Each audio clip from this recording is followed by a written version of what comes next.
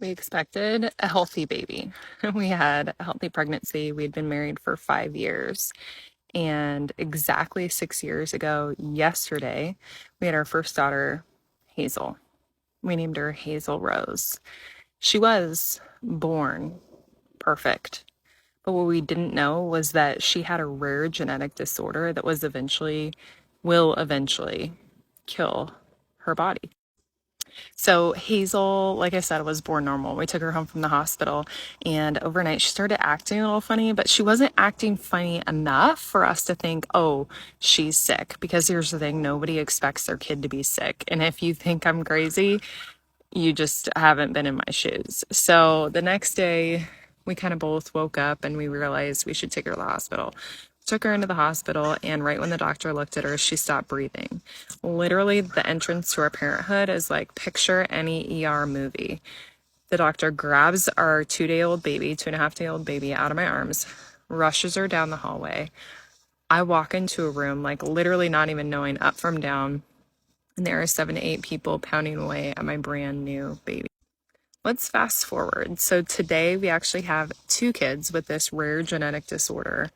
And when I was pregnant with Russell, I was diagnosed with cervical cancer. I went through 4 rounds of chemo while I was pregnant. I know it's crazy, but it does happen.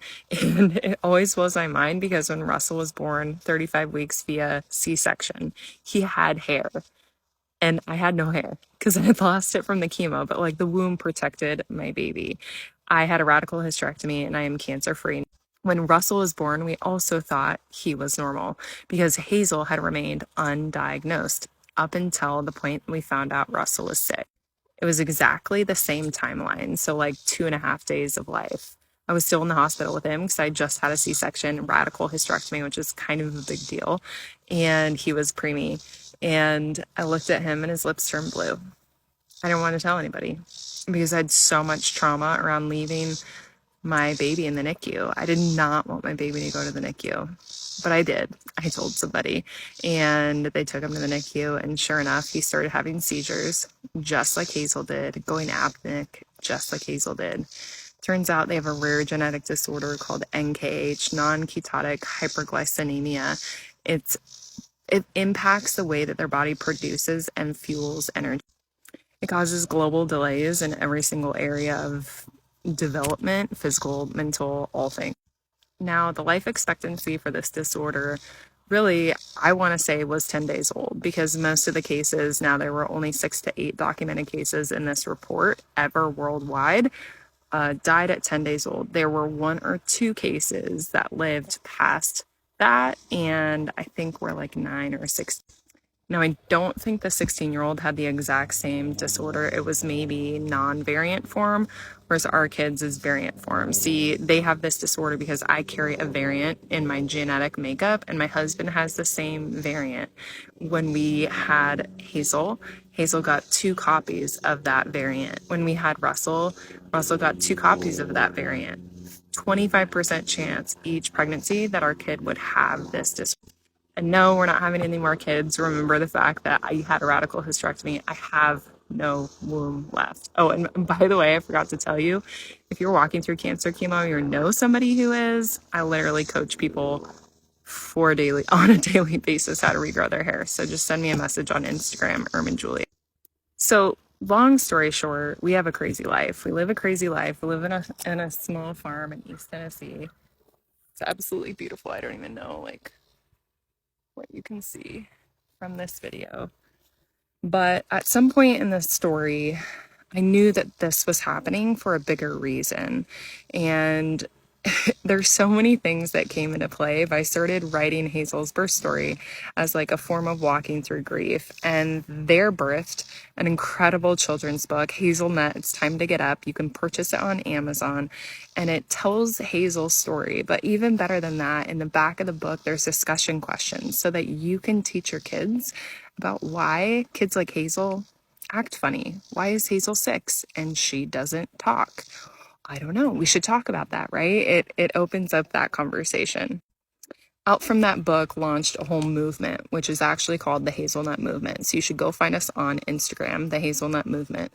and we actually gift books to educators. So we have a we have a like a promo going on right now where we are fundraising for 2,000 books so that we can gift a book to an educator for their classroom for this fall.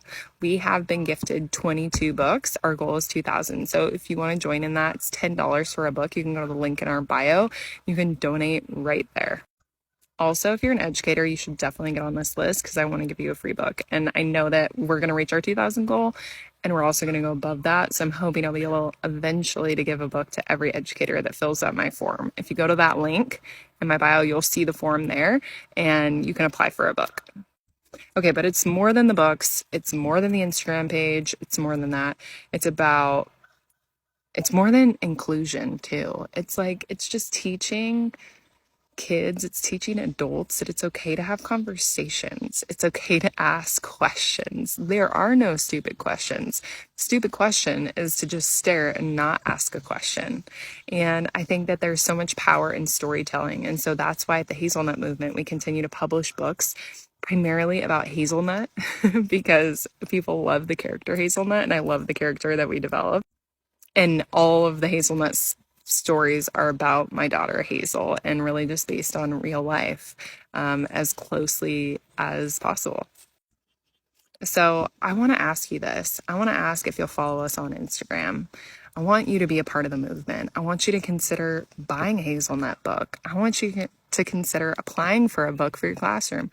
I want you to consider donating a book and helping us hit that 2,000 goal. I know that we could actually hit that goal today. 2,000 books. And I also want to say something that's slightly vulnerable, and that is this, that and I started publishing books 1 year ago. All of my books are self-published.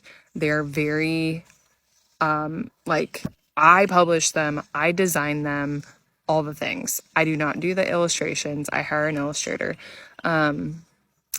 But it's just amazing what God has done through this movement from something that started so small. You guys, I didn't know what I was doing. I still don't even know what I'm doing, but I made a decision and I showed up. And I want to tell you guys. So I looked the other day to see how many books I sold in the last year on Amazon. And this is not a full year, but in 2013 so far, 300 books, which is incredible. It's incredible.